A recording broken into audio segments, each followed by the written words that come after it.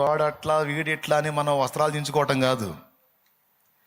కొడితే కొట్టడానికి, తిడితే తిట్టడానికి, దెబ్బకు దెబ్బ వేయటానికి, దూషణకు ప్రతి దూషణ చేయటానికి, చేతగాక కాదు, చేవ లేక కాదు, సత్తా లేక కాదు. దాడికి ప్రతి దాడే దేవుడు చెప్పింది అయితే దానికి ఎప్పుడో సిద్ధమైపోయే పరిస్థితి ఉండేది. కానీ తొందరపడి దాడి చేసేవాడు కాదు గొప్ప, దాడిని సహించేవాడు. తొందరపడి నోరు జారి తిట్టేవాడిది కాదు గొప్పతనం.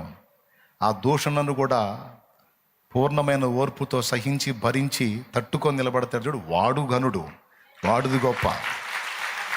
నోరు జారటానికి ఏం కావాలి? ఆవేశం చాలు.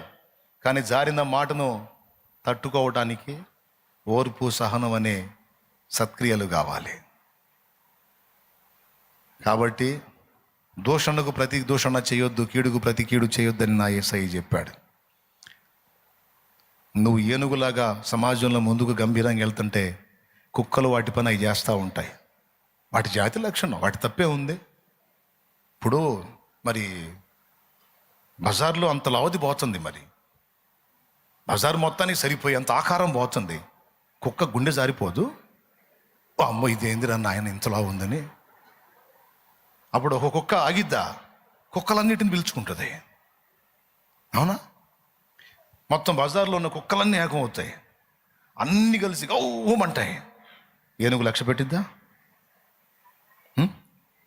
కుక్క గారు, నేను మిమ్మల్ని ఏమన్నా అన్నా? అసలు మిమ్మల్ని తాకి అన్నా? మిమ్మల్ని తలంచి అన్నా? మీ గురించి ఏమన్నా? ఎందుకండి నా మీద అట్లా ఎగబడుతున్నారు కుక్కలు? కుక్క గారు అని ఎప్పుడన్నా ఏనుగందా? అబ్బే, ఏనుగు వెళ్తుంటుంది, ఆ కుక్క గౌ అని బజార్ కుక్కలన్నీ ఏడాడు కుక్కలంటే పోగు చేసేది. ఎన్ని కుక్కలు